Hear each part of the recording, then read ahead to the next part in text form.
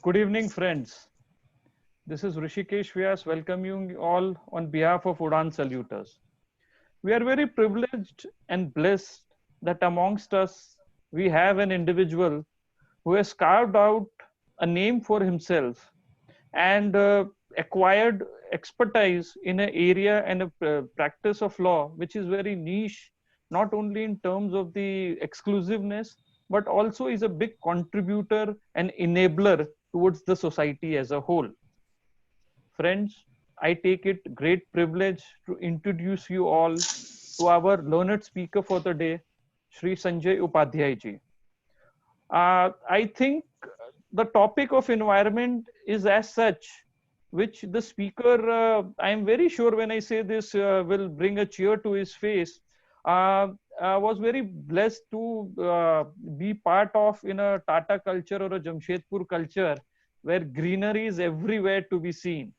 And my friends, trust me when I say that if you have not been to Jamshedpur, you don't know what greenery is all about and how ecosystem, how a city can at parallelly survive along with the environment at the same time, whereby you also have big plants like Tata Steel, Tata Motors, and so on, yet you can peacefully survive with the environment.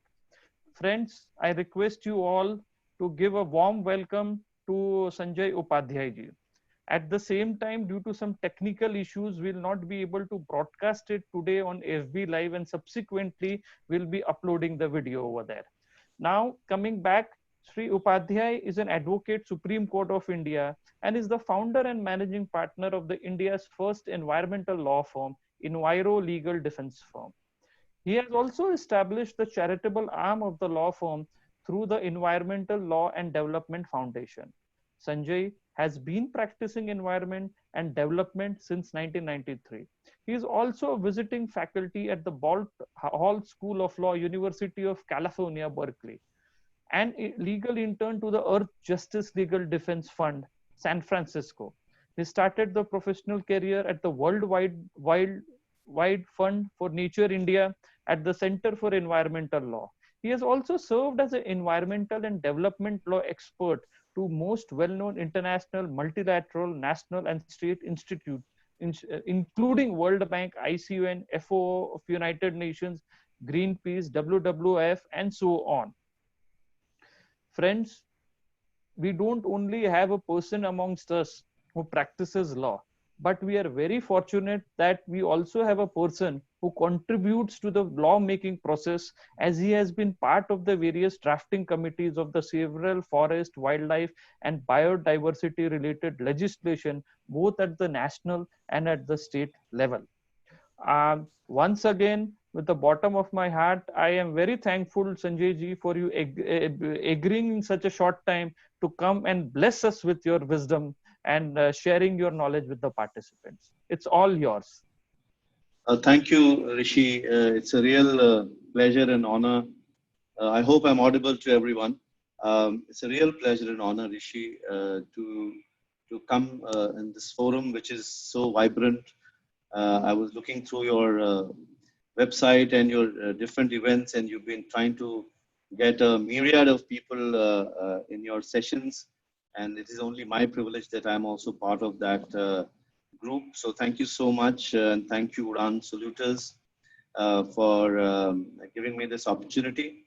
And I know that there'll be a lot of my friends and seniors and colleagues will be watching as we join in. The topic that we agreed to speak on is very interesting because this is a time which is extremely challenging, very difficult moments, so to speak. Environmental adjudication in India. And I have a small presentation, so if the host can allow me to share the screen, I will just go straight to my presentation. If I may request the host to allow me to share the screen, please. Sharad ji, you may just Sharad, allow. can you hear me? Hello, Mr. Mittal.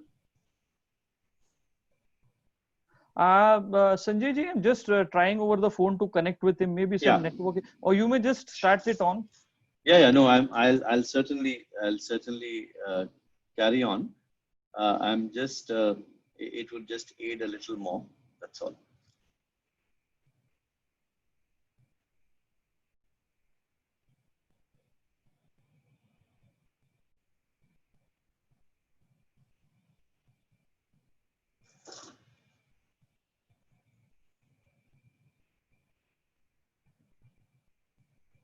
Uh, have I got the sharing permission? Yeah, there it is. Okay. I hope you can see the slide. Rishi, you can just tell me whether you can see the slides. Yes, I can see. We can Okay, very well great. see it. Thank you so much. Okay, so I'll straight jump into the presentation. Um, Let me set the context. I think it's important that in India we need to understand that there is a immense amount of historical perspective when you talk about environment or environmental adjudication or environmental law development. So the first thing that has to be kept in mind is that there is a very rich historical perspective. Right from the early days of finders keepers to state control, from ferry naturae to government property, the entire mythology that we are all familiar with. I don't want to delve more, but you're very familiar with all the mythological texts that we've had, the concepts of conservation that we've had in the Devaranyas or the Devbanis or the Sarnas, the Ashokan edicts that we studied in our history books, the concept of environment justice in the Panchatantra or the Jatak tales. So we've had a very, very rich context within which we now need to look at the modern regulatory environment. And this is where I always call it the uh, environmental law framework standing on three limbs. And as we all know, three limbs are never stable. So if you look at the legislature on one hand, which is going to, or which gives us the intent or the wish of what the law will be, or the executive which details out the assumptions of the legislative intent, and then the judiciary which interprets with the rigor of case law and precedents what the legislature intended or what the executive assumed in terms of the intent. And these three often my understanding is that this interpretation and the way these three play out, there are lot of times where there are mismatches. And those mismatches are sometimes inadvertent, and sometimes there are what I call it the invisible hand or the vested interest sometimes. And that gives rise to environmental disputes, at least in the context that I'm speaking today, and therefore the need to adjudicate.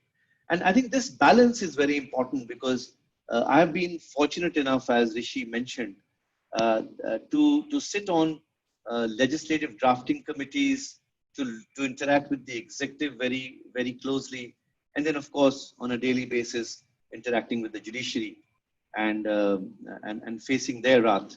I just lost a case, incidentally. 15 minutes, I got a very interesting order which I argued yesterday in the Bhopal bench of the National Green Tribunal.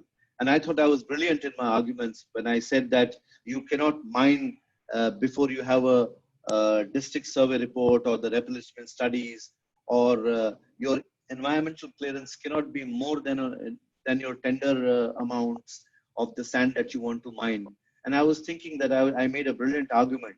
And I was completely stumped by the judge when he says, "Oh, we are not going to get into policy questions. So thank you very much. Please go and appeal in the Supreme Court." So often it's a huge challenge as a lawyer on a daily basis, and failures teach you every day in terms of how to go about dealing with the subject of environmental adjudication. And this balance that I talked about is really, really crucial. Sometimes it is also the context. And this is something that I really believe in, and I want to say it up front as to how do you view the environmental law framework today? Because this is where the problem starts. Because everybody who has a view about environment thinks he or she is right because of the perspective or the positioning that they have, the context that they come from. To a conservationist, environmental law is very different. To a person who believes in the rights-based framework, environmental law is very different. People who believe in absolute protection has a different approach to environmental law. People who believe in regulating environment, they have a different view. If you ask a regulator about environmental law, they have a very different view. Sometimes we think environmental law is this very specialized technical branch of law, and therefore their approach is extremely different. Sometimes it's just assumed that it is one of those, NGO kind of work, these chola wala guys who go and practice environment, and they are all anti-establishment. It's a profession against the corporates, it's a profession against the government. And some, of course, think it's just one of those nice feelings about, I did something good for the society. So the point I'm making is that the context of environmental law adjudication or environmental law framework today is very different for different people. And that is the challenge of how one is looking at a particular dispute that comes to your table, or when you are examining or analyzing a particular environmental law dispute. Because these perspectives give rise to very complex situations which has to be adjudicated either through a court of law or through other alternative dispute resolution mechanisms. So that's the point I'm making here. The other big issue that India unfortunately faces is this whole policy law dichotomy. To a regular law student, a policy is drafted first, the law has to follow, followed by regulations, followed by action plans, followed by actual action on the ground. But in India, for some reason, as far as environmental law is concerned and natural resources are concerned, we've always had the act first and the policy later. I've given here some examples of the Forest Act, for example, or the Environment Protection Act, or the Wildlife Protection Act, or the Biodiversity Act. If you look at most of these environmental laws, unfortunately, the policy is always later. That means that technical wish or the policy or the thinking or the think tank that is there in the country, they somehow come after the legislation, which is an irony I've not been able to understand. I can understand in 1865 we were not ruling this country, but post 1950 we should have a proper policy, and then the act has to follow the particular policy. I mean, we are still following 1927 Forest Act, for example. We needed a Bhopal to get an Environment Protection Act, and the environmental policy came only in 2004. The Biodiversity Act came in 2002, whereas the Strategy and Action Plan was before that. And before that, we had the Convention on Biological Diversity, which is the international convention. So we've sort of gone all around in terms of lawmaking itself, and I think that is really crucial. That we need to follow a vision, a law, a rule, and an action plan. I think that is the way it moves. And then, of course, you tweak it as you move along in terms of the experiences that you have. But somehow we've missed that entire chain for reasons best known to people who matter. If you look at, for example, the environmental law evolution itself, now this is another interesting thing. The traditional understanding of environment has always been protect and conserve. And my guru had a very interesting equation. But before that, today, what is environment? Today, what is environment is everything that affects environment becomes environmental law. So it is not just what protects and conserves, but what affects environment becomes environmental law. And in that context, my guru, Dr. Chhatrapati Singh, who is unfortunately no more, he had a very interesting equation. He used to say, you should look at all the laws and divide it into what they speak. And he had a very interesting figure. He said, law that uses natural resources in India are almost 55%. Laws that acquire natural resources are actually about 33%. So total use and acquisition related laws on environment is about 88%. And conservation oriented laws is only about 11%. And regeneration laws, which are not even laws actually, they're soft instruments like the joint forest management, etc. They're hardly 1%. So if you look at the balance of what is use and acquisition related laws on one hand and conservation related, there's a huge disparity, 88% versus 12%.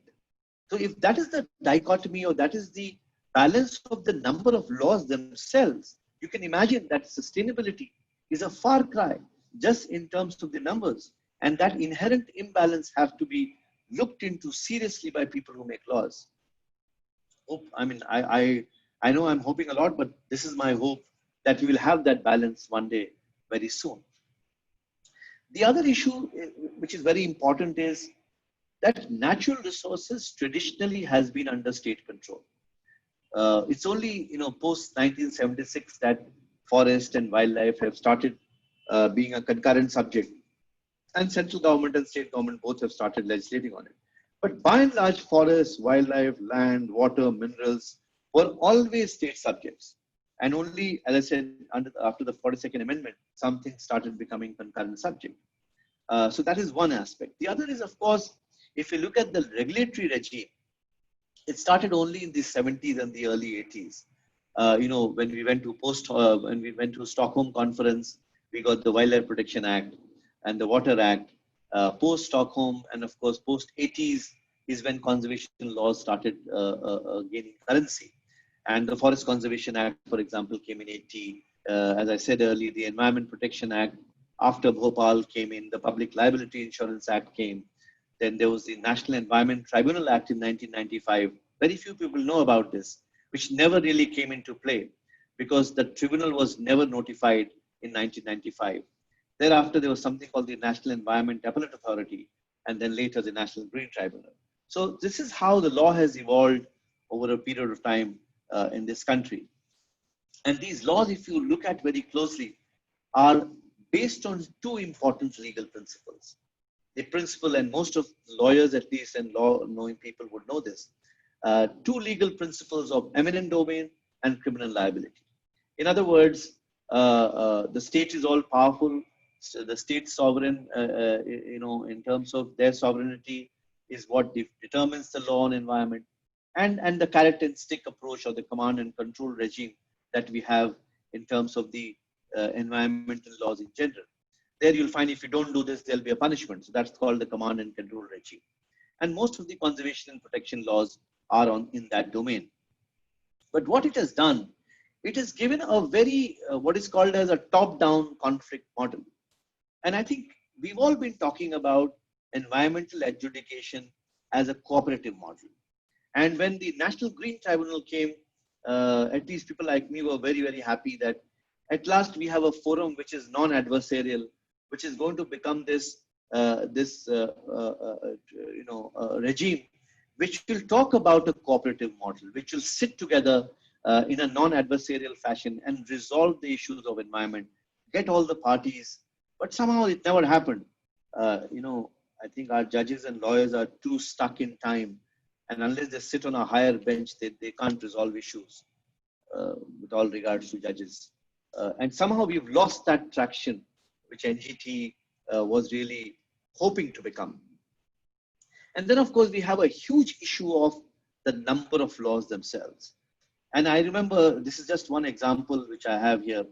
When I was trying to look at marine laws, and I was trying to learn about marine turtles and the marine conservation laws, I realized that there are at least 28 central legislations, 17 international instruments, and 10 ministries which actually talk about marine environment and coastal laws. And this interplay of 10 ministries, 28 laws only at the center, equal number at the state level, and 17 international instruments, it's a whole maze to understand. I have too many examples of that kind. Forest Conservation Act is a 4-page law, for example. It has about 470 clarifications since I last counted. The EIA notification, for example, has been amended since 1994 about 51 times. And there are about 348 office memos to clarify that EIA notification. The latest one, EIA 2020, is another one.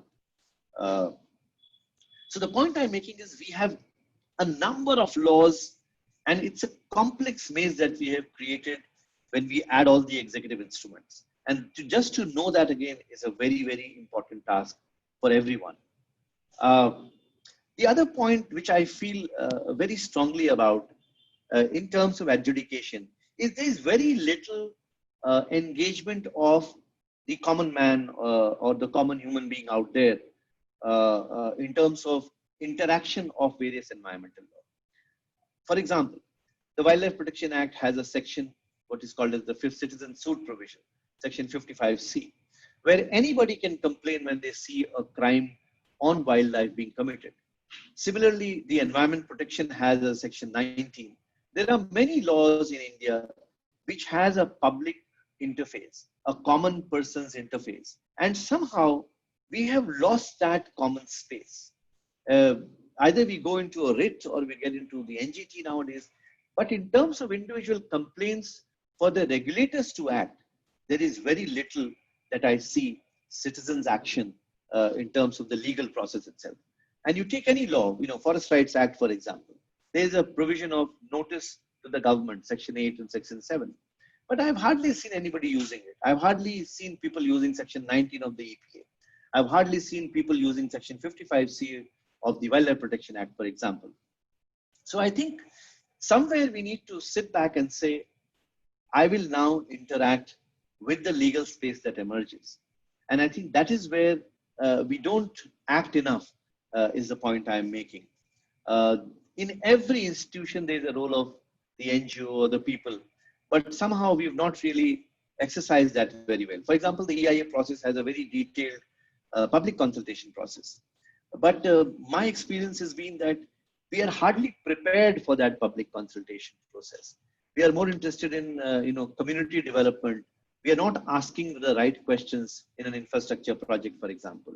And even if we ask the right questions, they are not recorded very well. Even if they are recorded very well, they are not then integrated into the management plans. And I think there is a whole series of things that one needs to see before a law becomes effective. And that's where we are sort of losing the bus. As I said, there are many citizen spaces within the laws. For example, the appellate authority. I don't know how many of us know which is our appellate authority under the Water Act, and how can we use them when there's a dispute.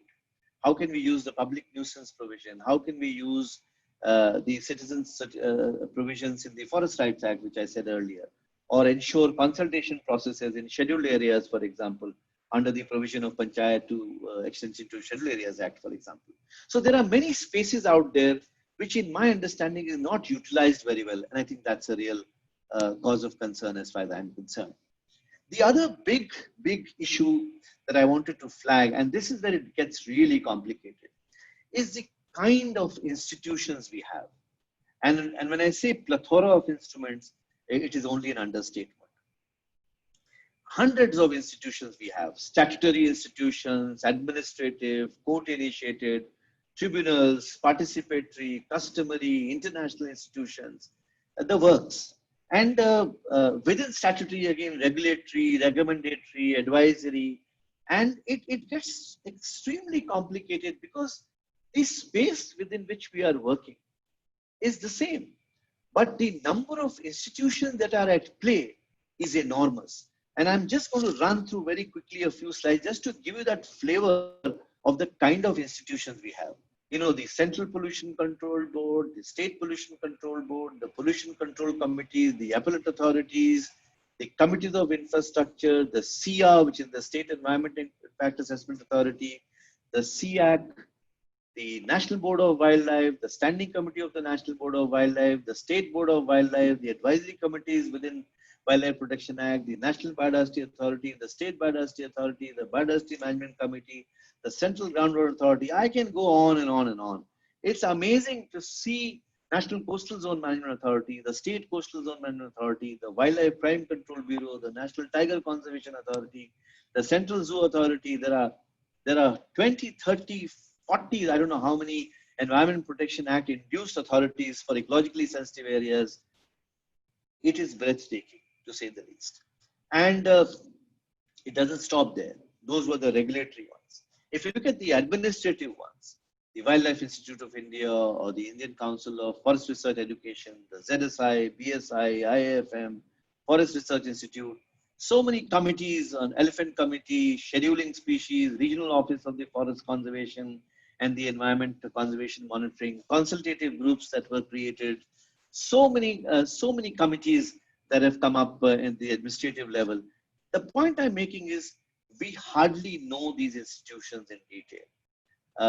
Not to mention the international instrument introduced instruments. For example, under the CITES, the Convention of International Trade in Endangered Species, the regional authorities under that, the scientific authorities under that, the focal points of different international instruments in the ministry, the climate change cell, so many focal points on various instruments. I think there are close to about 50 international instruments on environment.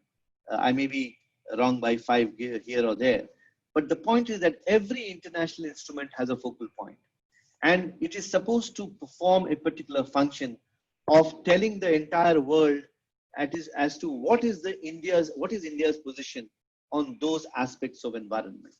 And I don't know how many of you know when was the last UNFF meeting, the United Nations Forum on Forest meeting, or when was the last CMS meeting. CMS meeting you might know because it was held in Gujarat recently. But a number of international instruments and the institutions around it are not very well known to people at large. And I think it's an important point that I wanted to make. Then, of course, the courts are not left behind. So courts also have initiated a huge number of committees. I don't know how many of you have faced this Central Empowered Committee, which has been running for the last 18 years, since 2002, which is a Supreme Court created committee. There are several numbers of inquisitionary committees, fact-finding committees, advisory committees, court commissioners, high-powered committees, special investigation teams, monitoring committees, the works. In fact, some of them have now assumed legal and statutory positions also. 2 examples of Assam Forest Protection Force and Arunachal Forest Protection Authority. There are many committees. The latest in the bandwagon is the NGT itself. If you look at the National Green Tribunal, and especially after the new judge has taken over, there have been more than 300 committees since July 2018. And we call it Committees and Commissions Tribunal nowadays in a lighter vein. But the serious issue is that when you abrogate your responsibility to a committee which is not really accountable to the people at large, you're actually treading into a very dangerous zone.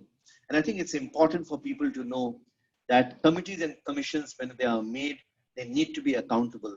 They can't just be an extended arm of a statutory tribunal, which is just abrogating its duties to a non-accountable body. And I think it's a serious question that we need to ask ourselves. Similarly, there are lots of participatory or statutory institutions on the ground. And I just mentioned a few, the Biodiversity Committee or the Joint Forest Management Committee or the Eco Development Committee or the Panchayati Raj system or the Conservation Reserve Management Committees under the Wildlife Protection Act. There are committees under the Forest Rights Act, the Watershed Committees, the Participatory Irrigation Management Committees, the Water User Association. So lots of committees. These are statutory and non-statutory, both at the ground level, at the local level, at the village level. And I think the problem here is that we have made it too complicated, because the village environment is the same. The people there are the same. But if you try and put them in all sorts of committees, then it is all about turf and all about competing with each other, forgetting the real purpose for which these committees were originally formed, which is balancing the livelihood and the natural resources together. That's again a huge issue in terms of adjudication. We are, as I said earlier in my opening remarks, that we are a huge, customary law-oriented country. And if you look at the customary system, this is just a flavor.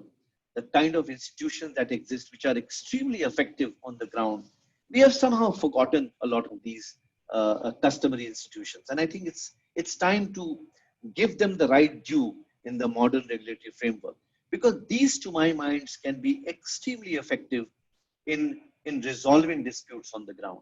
And somehow we have forgotten these institutions, whether it's the Palli Savas or there's so many of them. I don't want to bore you with each technicalities, but rest assured that there are enough customary institutions out there which needs to be effectively utilized for resolving environmental disputes on the ground. And many of these courtrooms will not have as many disputes if we really get them strong on the ground level through these customary processes. The other point I wanted to make in terms of environmental law itself, and it's been a huge challenge for people and students like me, that we have been a very reactive state. We are not a very proactive state when it comes to lawmaking itself on environment. We wait for something big to happen. Delhi has had some 17 earthquakes in the last 30 days or 40 days. So are we waiting for that big earthquake or what? Is my Disaster Management Act really prepared to look into the complexity of those earthquakes? We needed a Bhopal, as I said earlier. to get our Environment Act in place. We needed Stockholm to get a Wildlife Protection Act or the Water Act. We needed a Rio to get a Biodiversity Act.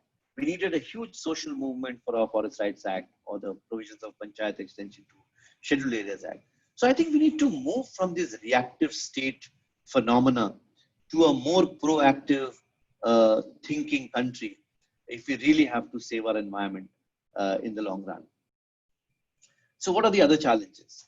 The other challenges, as I said earlier, is lack of knowledge on the huge plethora of institutions, especially when it becomes reactive. Huge number of statutorily recognized expert agencies that we are not familiar with. Lack of quality human resource to manage such institutions. This is a big, big problem. People who are taking decisions on environment, we really need to understand the quality of that human resource which is manning those institutions.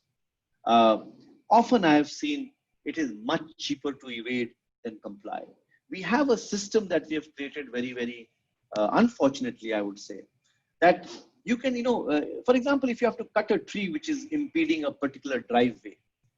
Now, the person who wants to cut that tree often gives 1,000 rupees to somebody to take it illegally, because we have made the tree cutting procedure so complicated. If you look at your tree act, for example, the number of applications you have to file to cut a branch of tree, people think it's easier to give 1,000 rupees to somebody who can lug it out of their, of the premises, rather than follow a very detailed, form on cutting a single branch. So I think we have made it extremely complicated, and therefore people find it cheaper to evade than comply. Then, of course, in my humble understanding, a number of institutions have outlived their existence today. And in corporate law, and Rishi would know probably better than me, that there's something called the organized abandonment clause. If an institution has outlived its utility, it should automatically be disbanded. And I think we have too many institutions which have outlived its utility. It's time to sort of make them more robust, more rigorous, instead of having n number of institutions that I spoke about. We often hear the stereotype, resources nahi hai, human resource nahi hai, paisa nahi hai, too many overlaps, too many controls, too many turf issues. And I think we really need to work on these challenges, but sorry to bore you with all the problems. So where is the solution? I think we need to also talk about the solutions.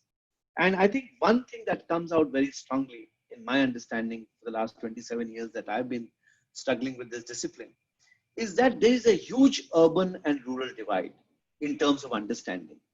And we have made this environmental governance framework extremely Western in its culture and its texture, and which is very little understood on the ground by the rural India.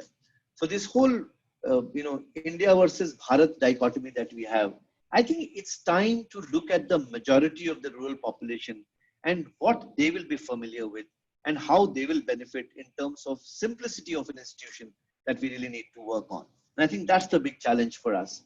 All these modern regulatory instruments, the EPA, Biodiversity Act, Wildlife Act, Coastal Regulation Zone, they are very, very alien to the rural community at large. I can say that with a lot of confidence. On the other hand, if you look at all the right-based framework, that we have created, Forest Rights Act, PESA, so many laws like that, community decision-making, public consultation, I think these need to be really simplified and made to understand, because this is where laws will actually evolve. And unless you empower the communities on the ground who are taking decisions or who can question the people who are taking decisions in simple language, in very simple formats, we are not going to really succeed in getting the equation right. And I think that's our big challenge. The other important context is the India as a country itself. I mean, adjudication becomes such a huge challenge when you look at the same law applicable in the mountain context, in the coastal context, in the island context, in the desert context, in the rivers context, in the northeastern context. In northeastern, I've just given a side example because in my understanding, even saying northeast is very complicated because northeast itself is not a monolith.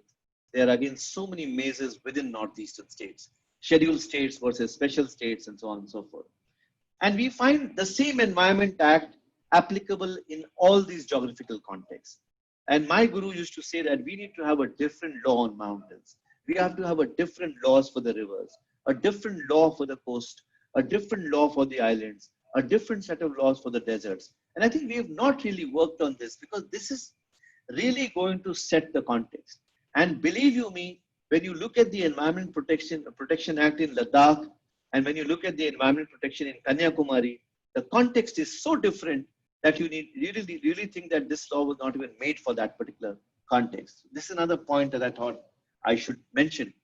Very quickly, we have a huge body of international environmental law, and I think we have used this very little in terms of resolving disputes. There are very important principles that are there, but often lawyers like me or many environmental lawyers think environmental law, international environmental law is soft law, hardly relevant in the national context sometimes. And I think we need to use that a lot. And one example that I just comes to my mind is we used a very interesting principle called the non-regressive principle, which emanates from the European Union.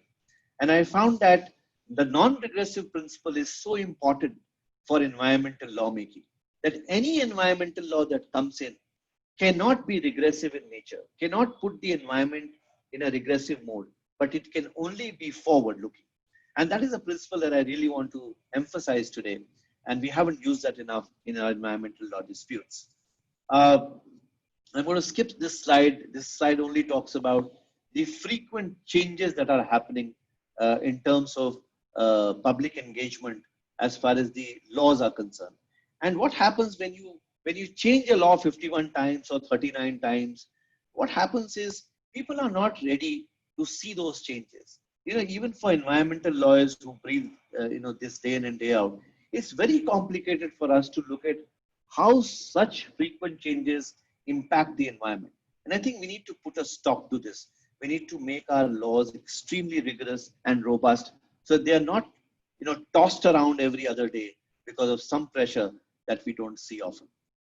And in that context, again, the bilateral and multilateral donor-induced institutions, again, becomes very relevant. Because often I have seen that a lot of traditional systems are put on hold just to give a push to that bilateral donors institution.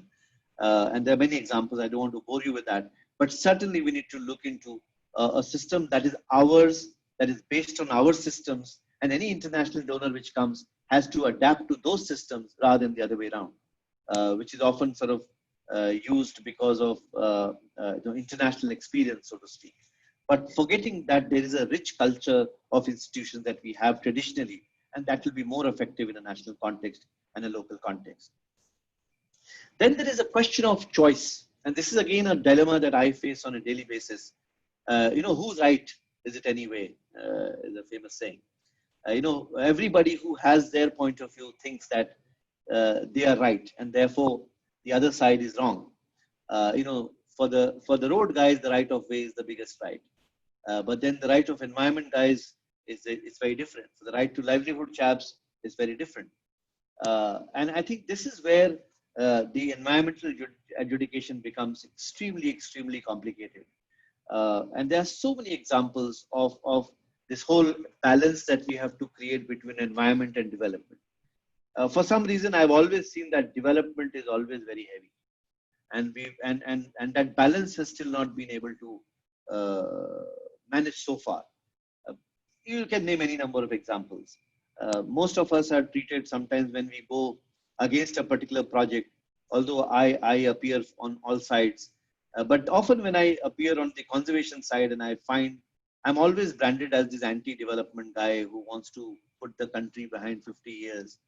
But I ask myself often when I look into infrastructure projects, just to give one example on hydropower, do we need 120 dams in Arunachal Pradesh? Do we need to do a cumulative impact assessment? Do we need to look at a river basin as a whole in terms of whether it can even accommodate that kind of number of projects? And I don't get these answers. So when you challenge those cases, when you ask these difficult questions, you're often branded as anti-development. And I think that's really sad because every case has its own merit and needs to be looked into in the same way. Uh, just last two slides, I think I just want to spend half a minute on this. The role of judiciary. And we, globally we are branded as this very, very active and proactive judiciary, on environment especially. But this overactiveness of the Indian judiciary, has it really helped the environment? And I have my own views, and one of the views is that when you become an overactive judiciary, you erode the executive space within which people can interact in a simple manner. And I think that is what is happening to India, where this super active judiciary, for every little thing you go and rush to a court, we have actually eroded the executive space within which you can actually debate and discuss a dispute and come to a solution which is a middle ground. And I think that is where we have lost the bus, or missed the wood for the trees, as it were. And very importantly, in these plethora of judgments and orders, there is no monitoring mechanism. And therefore, even if you have very fine orders and very lofty principles, somehow these principles, and I'm going to name a few of them, there are many of them, right to healthful environment, livelihood, polluter pays, precautionary principle, intergenerational equity, so many of these principles. But how do you weave these very lofty principles into actual practice? I think that's the challenge. And I think it's really important, because what I have seen in my little career is that there is a lot of judicial aggression on very micro issues. But when it comes to big policy matters, when it comes to big infrastructure projects, there's a huge judicial restraint. Oh, it's a policy matter of the government. We can't really entertain. And we are still trying to strike that famous balance between environment and development. The other thing, and I'll stop after this, is dealing with the arrogance of both the court and the field. And I say this with a lot of responsibility. There is this language of the field worker. Main zameen janta hu. I'm on the ground. What you guys know sitting in air-conditioned offices. And then there is this arrogance of the court. And when I say court, I mean the formal system. I know the law. I'll tell you how to do it. And there is this arrogance at both levels.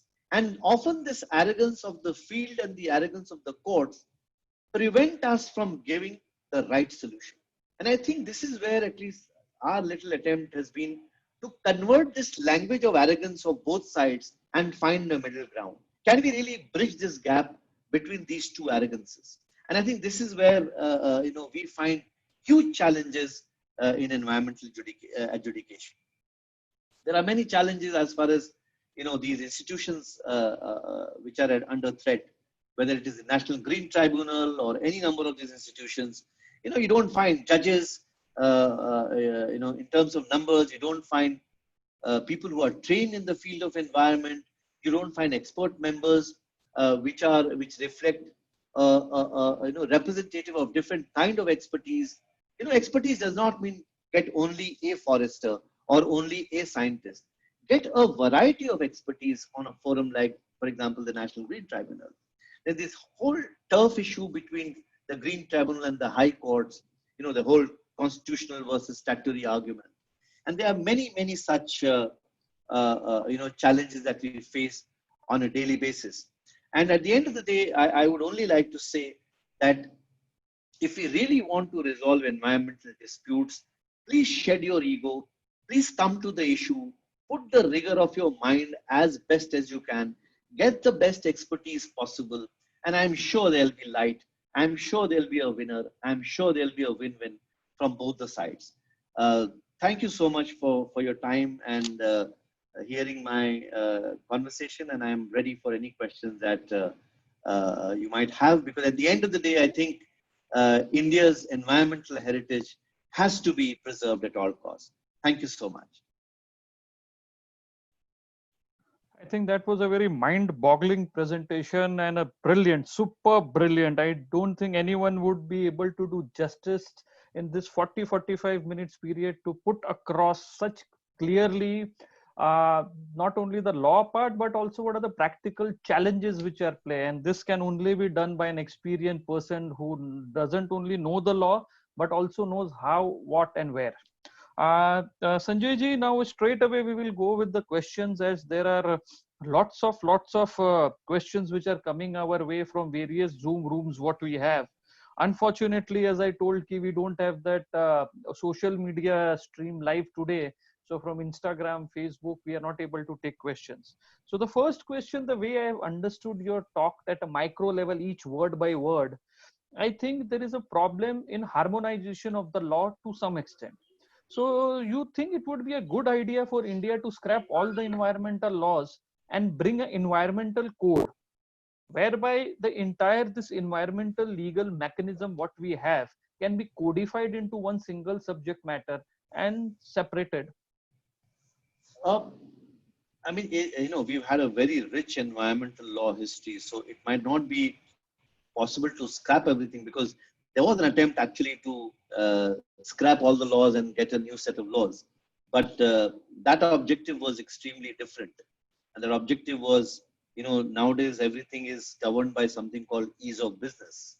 And somehow environmental laws or environment ministry itself is seen as this big impediment. So to answer your question, I think we need to really merge a number of laws into something more definitive. For example, if you look at the Environment Protection Act and the Biodiversity Act, I mean, Environment Act is so over encompassing. It incorporates everything.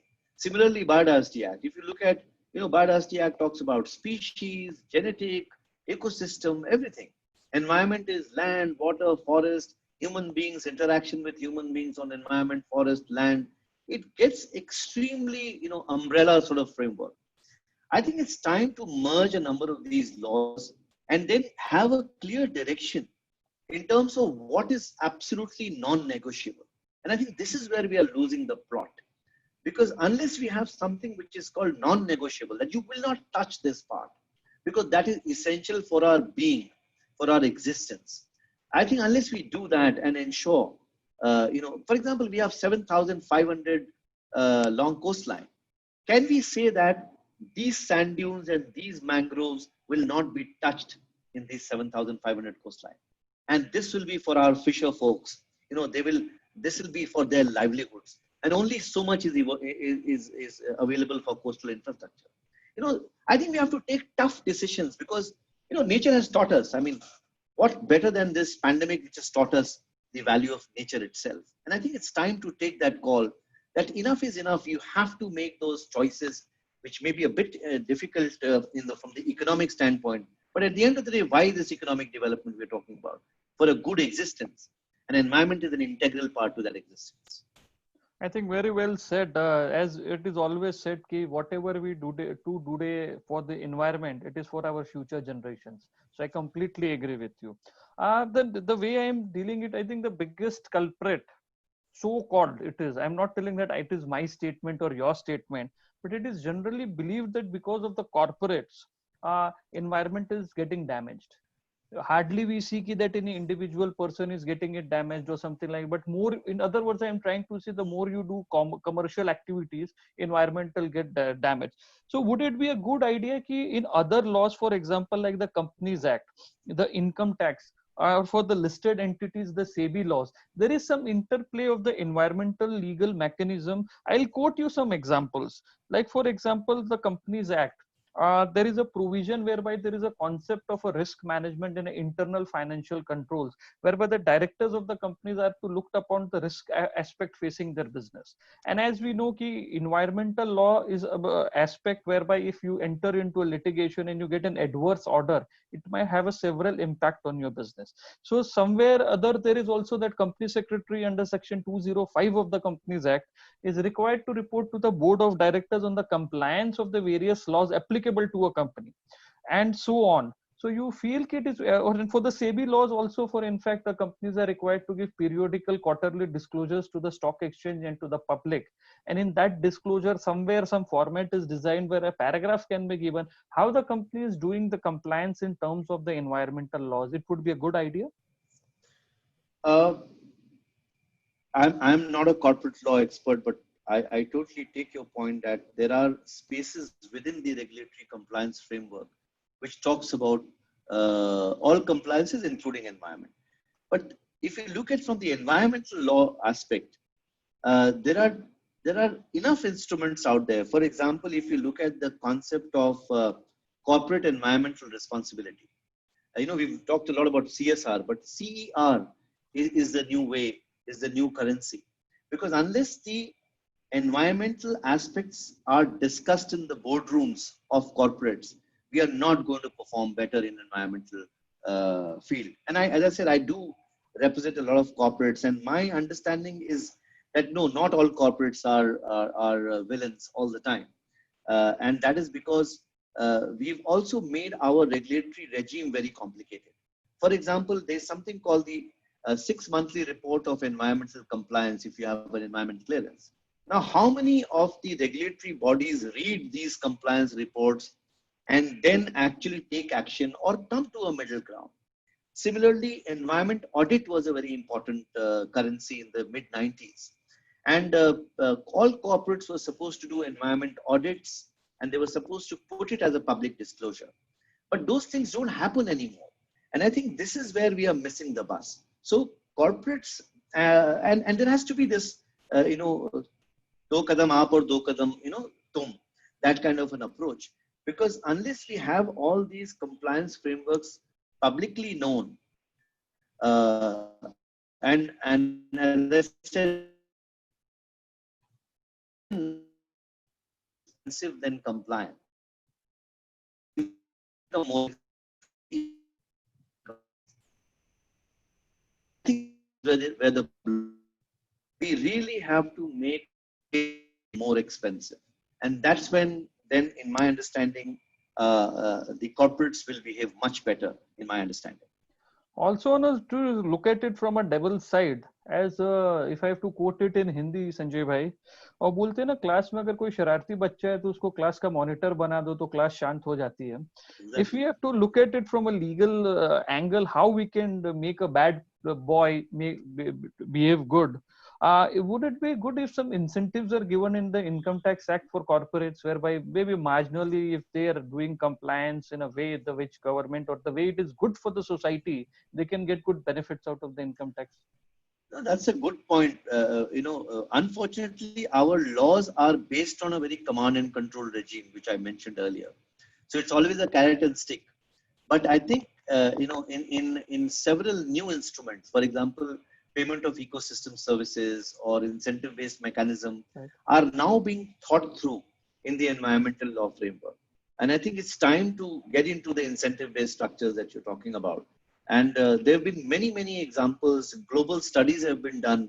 For example, I don't know, many of you might be familiar on the TEEP study, the economics of biodiversity study that was done, several years ago. And people have started valuing how much is a tree, how much ecosystem services will be valued. And there are a lot of economics, environmental economists who are there, who actually can talk about what kind of incentives we can think through. So I think it's time to move towards that. Somewhere, just to build over what you said, somewhere I don't remember the exact country, but I saw a report whereby electricity is traded. Whereby what I'm trying to say is they have that inbuilt, like we all have housing societies, whereby the housing societies have their own solar implants and they develop their own electricity. And in case if they have surplus, they can trade it like a derivative currency. Yeah, there are many systems. In the European system, there's something called the deposit refund system. There are a lot on carbon trading and so on and so forth. So there are a lot of incentive-based structures that are available. And we also tried in our forestry, for example, the CDM mechanisms and Red Plus now, which is another mechanism. So I think these are slowly currencies which are coming in, but not many people are familiar with. And I think the challenge in India is, we may have very good concepts, but unless you translate into something which is easily understood, it doesn't really get the traction that it deserves. The next question is, you feel as in India, the where we look at it, environmental laws, I'm very sure most of the regulation is done by the central government. Yet, as part of that legislation, some part is also to be done by the state governments. So there should be some mechanism whereby there are better. Many a times it might happen when the law is framed. It is framed with a certain mindset, but when we come to the ground level, in the implementation, the officers and the babus take it on to some other level? You think their bridge should be there to gap it?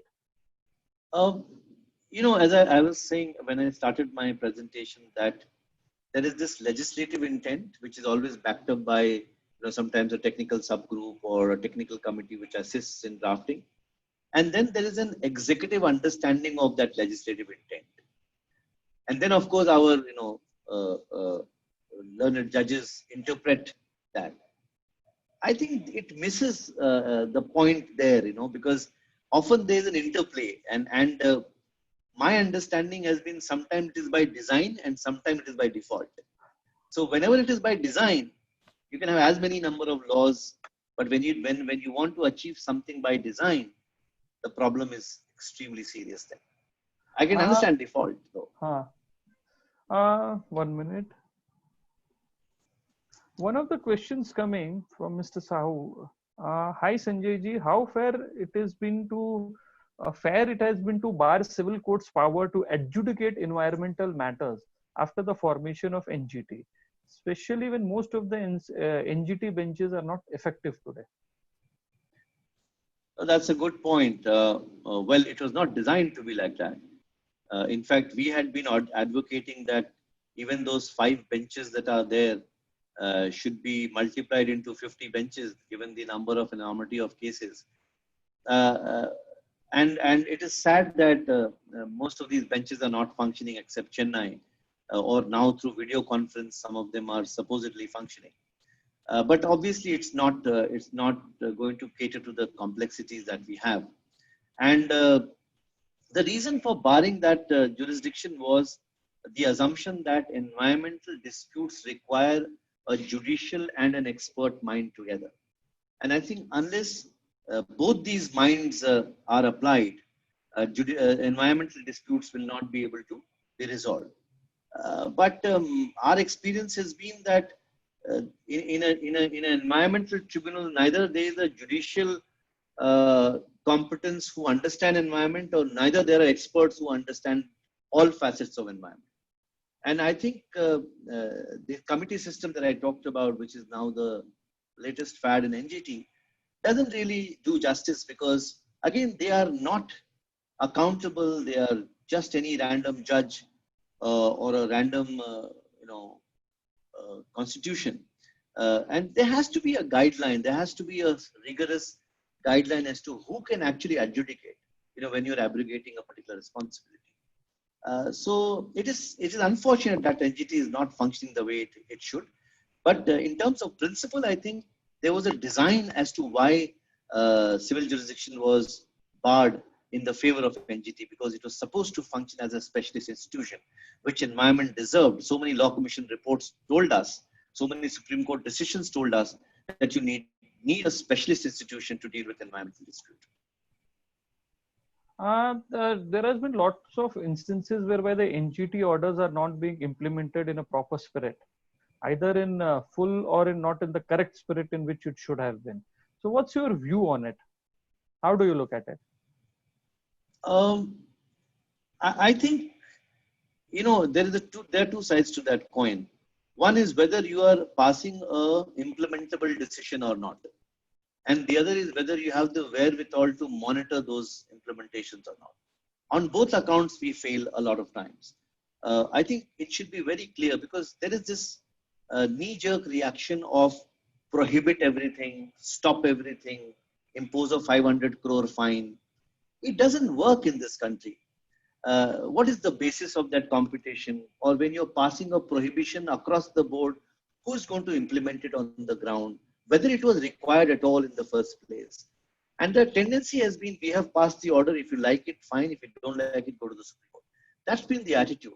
And unfortunately, NGT was never really made for that kind of a forum. As I said in my talk, it was always considered to be a non-adversarial forum where you sit together with the best of minds. I mean, I can give you examples of so many bright government officers whom I know personally, whose point of view or whose expertise is never utilized in an adjudication process. And sometimes the lawyer, and I blame my fraternity as well, a lot of government counsels just do not have the understanding of the field on environment. And environment is something that you don't learn in the books alone. For environmental law to be understood, you got to soil your hands. You got to be out there. Unless you've seen a forest, you can't understand forestry law. Unless you've been to a desert, you don't understand desert laws, or the mountains, or the coast. You have to be there to understand the context. Otherwise, it will just be, for example, you go to a village and somebody says, you see a forest, and you ask them, okay, is it a reserve forest, protected forest, or a village forest, or a demarcated forest, or an undemarcated forest? They'll look at you. What are you saying? And it's time to understand your own ground. You have to be there, and this is where a lot of councils miss the bus because they don't know the field context. Very well said. Sanjay ji, I will just deviate for a second with your liberty and ask you something, a question which is just coming instantly to my mind. I think you have been born and brought up in the great city of Jamshedpur. And we all know ki how nature is so, you can't have a better nature than that, right? And we all remember in our childhoods ki we just open the tap water and just drink the water. The quality of the water was so pure, and air is so pure. So how it is helping you in your practice, the way you have studied the Dalma lakes or the Dalma mountains, the Jubilee parks, and the Swanrekha, the Khadkai river. So all the nature element was there before you. Yeah, I mean, I've been very fortunate. Sorry, this is a very Jamshedpur sort of question from another Jamshedpuri. Uh, Jamshedpur was in Bihar earlier. In fact, when I went to Pune after my Jamshedpur stint, they used to wonder how am I able to speak English in the first place. And I had to tell them that Jamshedpur is a wonderful place with a lot of good schools and people can speak English. Fortunately, because that sort of marked an intelligent boy. Jamshedpur offers you that amazing melting pot of cultures. I've learned my Bengali and my Telugu words and my Tamil words and my Marathi words right in Jamshedpur. It is at the lap of nature.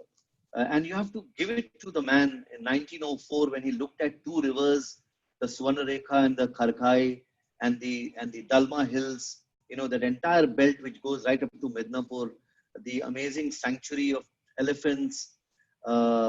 It's a mind-boggling context, physical context. Even today, when I walk out my house, I actually see the Swarnarekha flowing right there in the Mount Dalma mountains out there. The kind of water harvesting structures, the Dimna Lake, which provides the water to the entire city. And as Rishi said, we've all drank tap water and lived all our lives. We've never seen a power cut in our life. I got to know about power cuts only when I came to Delhi, incidentally, or Noida for that matter. And I think nature does give. And it also is an amazing melting pot of cultures. And I remember, going to villages like Ponka Dhasa in the Dalma Sanctuary, where the tribal communities live with absolute harmony with nature. And I've seen, elephants coming and actually scratching the elephant licks of the Dalma Sanctuary. And the amazing lifestyles that they've had, So I think that really grooms you. I was not prepared to become an environmental lawyer. Incidentally, I studied electronics before switching to environmental law for some reason.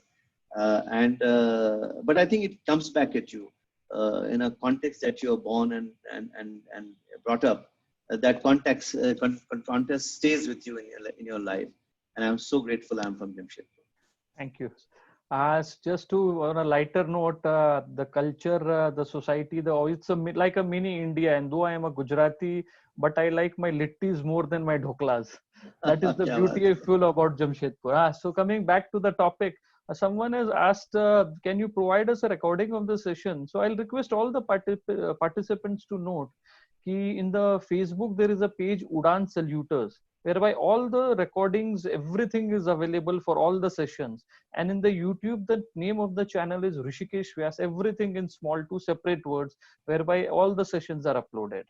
The next question is how environmental laws affect to customary law or inherent rights of tribal communities in India?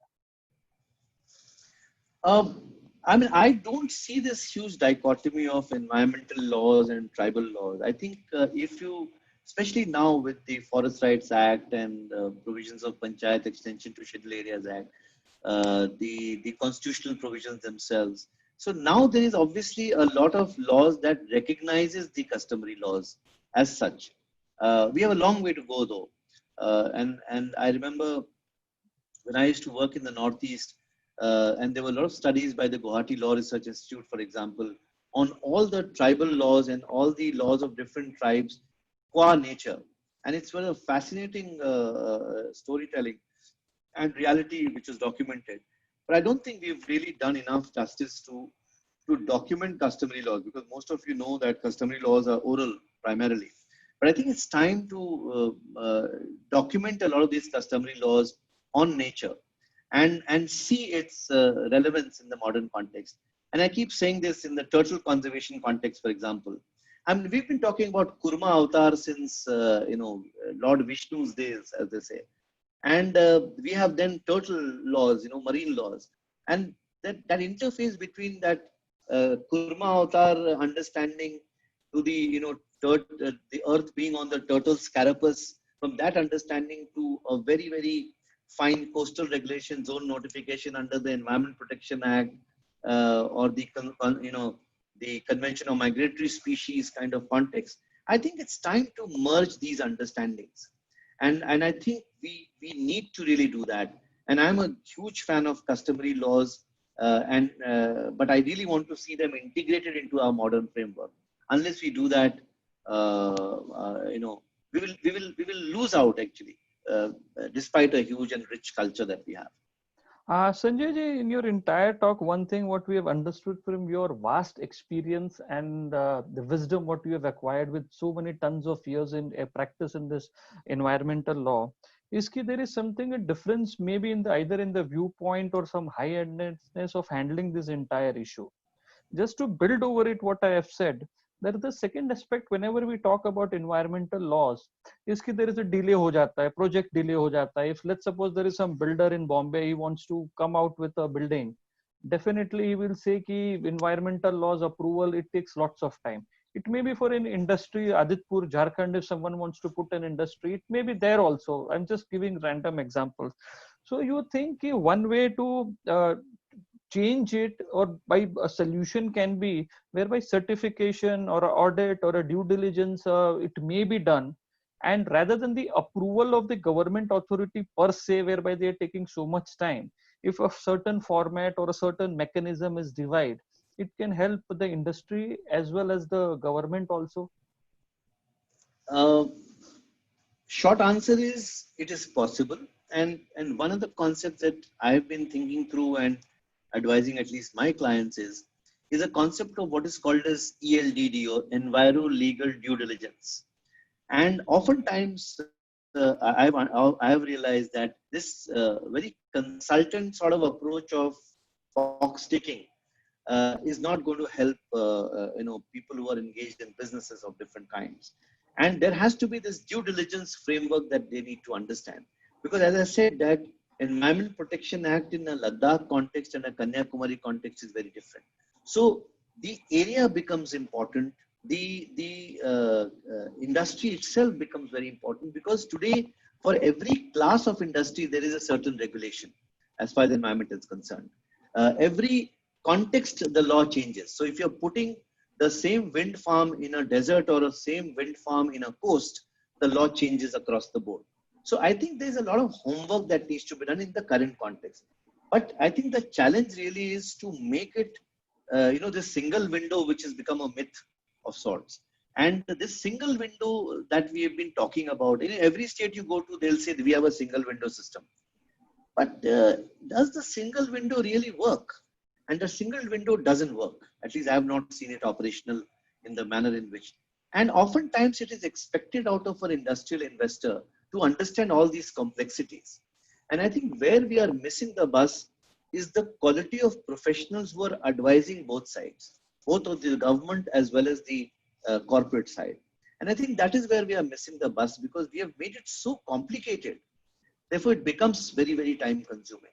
Even when you put, for example, a timeline that, this has to be done within 30 days or it is deemed.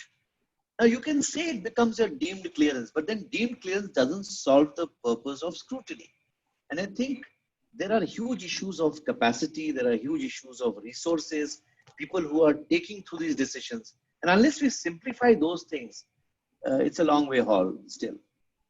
Also, you think there is a concept, just as you know, I'm more into the corporate law rather than the environmental laws. So, as I was listening to you, as part of the solution mechanism, some thoughts are coming to my mind. So, I'll just take those discussions forward. In income tax, there is a provision of an advance ruling whereby if let's suppose an entity feels that they are doing certain transaction, what will be the applicable of the law, they can go make an application to the income tax authorities and take their view.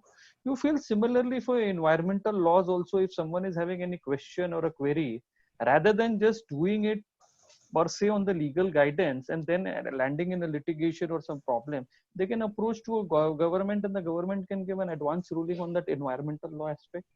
I think it's a concept worth exploring, because I did spend some time on this concept, and I think it is possible, but it has to be weaved into your EPA, the Environment Protection Act. Only then I think it is possible. Unless we do that, it is still only a concept. So I think Sanjay it's bhai, possible. definitely you can take a note, and maybe with your expertise and connections in which you are participating in so many committees, you may take it forward and subject to your building how it can be done. Certainly, certainly. Uh, Also, one more analogy which is coming out, again out of the Income Tax Act, is a concept of a settlement commission. Let's suppose of some violation has happened. Many times you will agree that some violations may be only of pure technical nature, rather than spend hours litigating on it up to the Supreme Court level. Why can't there be a provision whereby a settlement can be devised? That's a very good question, and you've taken the words out of my mouth. Actually, I was going to talk about this. We About 2 years ago, we devised a concept called the Environmental Law Mediation Center, and I had almost convinced very well-known, Supreme Court judges, former Chief Justice of India, and expert members who are, part of the National Green Tribunal, to come up with a center where you bring in all the parties and where environmental law mediation is possible. And I think mediation, in my understanding, with the given expertise that already this country has, is the future. Because adversarial tribunals is not the future. And I think mediation is the future. And I think if we can do environmental law mediation centers with these expertise that we have, I think a lot of people will save money, time, and find a resolve, unless it is an outright criminal complaint, etc., etc. So even Uh, civil disputes certainly can be resolved. I'll just take you again back to my first question. If you remember, I had requested ki why can't all the laws relating to environment be merged into one single code? And for example, I'll give you an analogy of uh, analogy of insolvency code in India. Earlier, whenever any money was to be recovered and all that, it used to take tons of years to just get it into the motion. But insolvency law has made a big impact. And one of the interesting features of this insolvency and bankruptcy code in India is the Insolvency Board of India, or a sort of a regulatory authority, something like a SEBI, which has come into place. You feel an authority like a SEBI, or we have an RBI for the banking, for all the environmental laws, if there is one body, it can deliberate, it can do everything. It can also, the awareness of the programs is also very important. We hardly see any seminars on a big scale of environmental laws. I mean, my answer is in two parts. Whether it should be done, yes, it should be. Whether it can be done, it's a big question mark. Because if you see the Lafarge judgment, for example, in 2011, there was a provision, there was a Supreme Court order which says that there has to be an environmental regulator for India, and independent environmental regulator for India. And despite two warnings, judicial warnings, we still have to see that, the light of the day as far as an independent environmental regulator is concerned. There was also a move to actually make a National Environmental Investigation Agency, something like the CBI, etc. But we still haven't seen those things. So I think it is possible to merge a lot of these things, but But given the environmental diversity we have, it may not be possible to have just one law or just one body to look into the kind of diversity we have. So I think we need to have a sort of a cascading set of institutions to look into these various challenges that we have in India on environment. One of the question is coming from Mr. A.K. Srivastav, Director General, Network for Certification and Conservation of Forest. Mr. Srivastav is asking, dear Mr. Upadhyay, it was indeed a treat to listen to a legal luminary like you. You spoke for balancing resource use and acquisition laws vis-a-vis the conservation laws. Even whatever environmental laws are there, these are criticized for being anti-development and against the economic growth. Example, a recent statement of Honorable Minister Mr. Nitin Gadkari, Honorable PM has announced Atmanirbhar Bharat Abhiyojana. The environment, forest and wildlife laws will again come to a close scrutiny and certainly under undue criticism. Your comments? Thank you, Ashish ji, for listening to me. He's a very respected officer. I also see Kunal Satyarthi, the head of Task Force Dehradun, with a question. Shivasuji, what Mr. Gadkari has said, and we all have seen that a lot of these environmental laws should be thrown in a garbage can or something like that. I think it only has a context because he was primarily talking about the bamboo sector and the trees of the national highways, which are not really environment friendly in the sense that the laws on protection of trees is not very uniform. The moment you plant a tree across a highway, it becomes a protected forest when you notify it, and therefore to deforest that becomes a huge legal process. So I think his comment, at least the way the newspapers have got it, is only in that context. I don't think he meant or is perhaps meant for the entire environmental law regime. But this debate of environmental ministry being an impediment to development is pretty old now.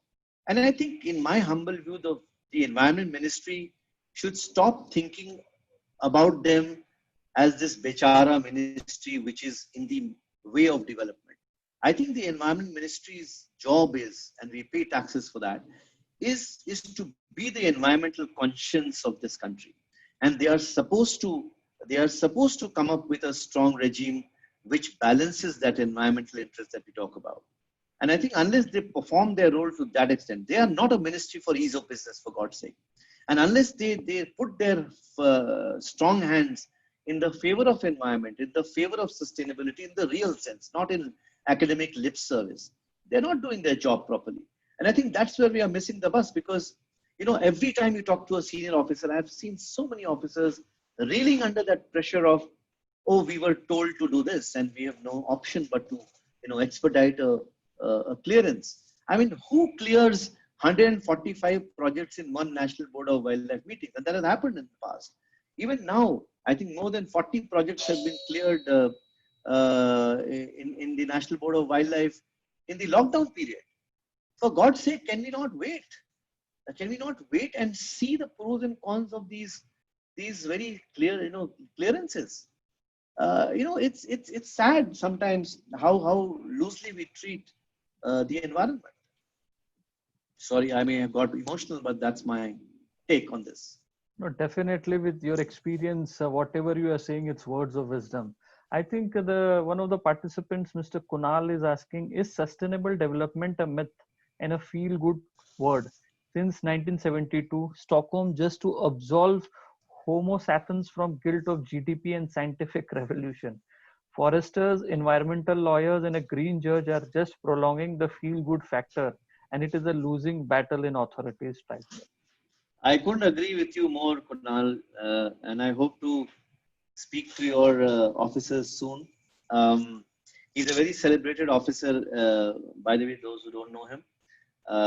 Presently heading the task force, which is a training ground for all forest professionals on the ground. Very dynamic officer. Thank you, Kunal. I think, you have hit the nail on the head. I don't need to really answer that question. It is become a myth because with all this even the other principles. Why only sustainable development? We keep talking about the three lofty principles: sustainable development, precautionary principle, and polluter pays principle. I think we have thrown all these three very lofty principles really only in the books and lip service, to say the least, because I don't see in a practical sense any of these concepts really being used consistently. I think it is more used conveniently than consistently. And I think it's time to be consistent rather than convenient. And this is where we are losing the plot. Unless the polluter, for example, if I pollute, I should know what is my repercussion. I cannot have a system where if I pollute, I am fined only 20 rupees. And if he pollutes in the same context, he's or she is, fined 200 rupees. There has to be consistency of principle applications. And I think that's where we need to really, and I think you're right, we are all to be blamed. The foresters, the environmental lawyers, the so-called green judges. I think we are all just prolonging that feel-good factor. I couldn't agree more. I think we're just 5-7 minutes left, so I'll just try to quickly take as many questions as we can. Very interesting question from Inder Kapila. What is settled legal positions regarding the functioning of NGT appointed committees as actually existing? That's a big point. I get emotional when somebody asks me that question. The settled legal position, if you ask me, unfortunately, a vacation bench of the Supreme Court in the All Demasa case has held these committees to be legal. So they have not really objected to. But what is surprising is that a very important question of law, where judiciary or the tribunal is abrogating its powers to a non-accountable committee headed by retired judges, has become the order of the day. And the Supreme Court, in its judgment, which is sort of given a stamp of approval, is actually a bit surprising. In my view, they should go for review. And more importantly, when you stop adjudicating on the issue, and one example is in the presence of a committee, that becomes serious. One example that comes to my mind is municipal solid waste rules, for example. If you go to the NGT today, they will tell you that in August 2018, we constituted a committee that will look into your grievance, so we will not hear you. So the primary hearing has been abrogated in favor of a committee that has been formed is unheard of in any tribunal. And I think this is something that needs to stop, because you cannot abrogate your statutory duty to an appointed committee because the law doesn't provide so. And I think here's where the entire legal fraternity who are interested in environment have to stand up and say no, and take the bull by the horn, as they say. And hopefully we are going to do that soon. How environmental laws dilute in the case of recent coal block auction in Chhattisgarh, Odisha, Jharkhand, Maharashtra, and Telangana? I mean, I don't know. I mean, we are becoming a coal obsessed country, and much has been written about it. We are still trying to fight the Ding Patkai case, which was almost absurd in terms of the way clearances were given. But it is going to be in the judicial forum, so I don't want to comment too much on it. But I think it's important to know the manner in which we are making this coal available. I mean, we all know that we are still coal driven. If you talk to the coal ministry, and there are some very good officers there as well, some foresters also whom I know, we are still dependent on coal in a big way. We are not still United Kingdom, which just announced recently that they have not burnt an ounce of coal for the energy. We have a long way to go for that. But I think it's important, because recently Mr. Jairam Ramesh has written to Mr. Javadekar that he had envisaged a framework of go and no go. That means there are certain areas that you just cannot go and should not go, and in certain areas we can still go. And I think we need to revisit that framework of go and no go. And I think we need to leave certain areas, even if there is coal, which is black gold, etc., for the future. Unless we do that, I mean, look at our percentage of forest today. I don't know how many of you know, it's only 4.3% we have on protected areas. And within that, people say less than 1% is actually biodiverse area, which is really, really rich. So that is the kind of, figures we're talking about. If you look at our 33% goal, we are nowhere near that. And people start adding forest cover with tree cover to give the numbers, unfortunately. But if you look at the real forest, where are they? And if you're going to gouge them with all these different minerals without sustainably managing it, we are going to lose the plot. And nature is going to come back very heavily at us, I'm afraid. There is one participant from Odisha, Mr. Ajit Sahu. He is asking, sir, what can a normal citizen do to at least make sure that unhealthy industries are not built in forest? I am from Odisha. Is there a platform to know or understand what measures can be taken? As I said in my talk also, that there are several provisions of citizen suit. That means citizens' engagement with the legal process. First of all, I think one must understand what those spaces are. And when a dispute or when a violation is seen, then you have to put it in that context. So, example, if you see, let's say, somebody cutting a tree or an industry coming in to an area, there is something called, which I said earlier, environmental law due diligence process. You have to understand the fact and what the law is in terms of its violations. And there are provisions which allows citizens to interact with the regulatory agency. You can actually issue notices and they are bound to reply in law. So I think those needs to be understood well. You can write to me, maybe if there's a context, I can help you further. We are almost on the fag end. So, Sanjay ji, it was a very great pleasure interacting with you today. And let me tell you, when I say this, it has not only been a pleasure to host you, but we have learned lots of things from you, not only in terms of environmental law, but also how to sum up such a complex and a diverse matter. It's something, अगर मैं हिंदी में क्षमा चाहूंगा सबसे और बयान करना चाहूंगा कि 20-30 कलर की अलग अलग कलर की वो तारे हैं और बम डिफ्यूजल स्क्वाड वाला जा रहा है, उसको कैसे मालूम चलेगा? हमारे लिए ये ऐसा सब्जेक्ट है. For us it is such a complex subject. But Sanjay ji, you have been a tremendous speaker today to enrich us with your wisdom and make us aware about the environmental aspects.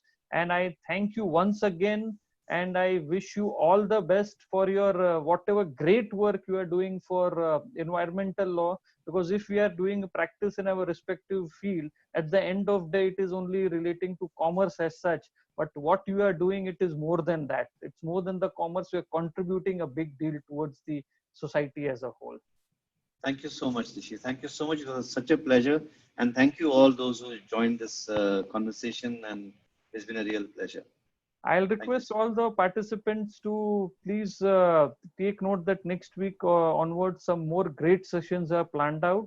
And today's session, according to me, has been a blockbuster and will definitely be circulated to all of you, the YouTube link. Please visit again and see how this session was excellent and brilliant. And you may again go through that and try to pick again some new, your queries may be there, or you want to enrich yourself with a particular aspect of the law. Thank you very much, and I wish you all healthy days to come ahead. Thank you very much. Thank you so much. Thank you, Sanjay ji. Thank you very much. Pleasure.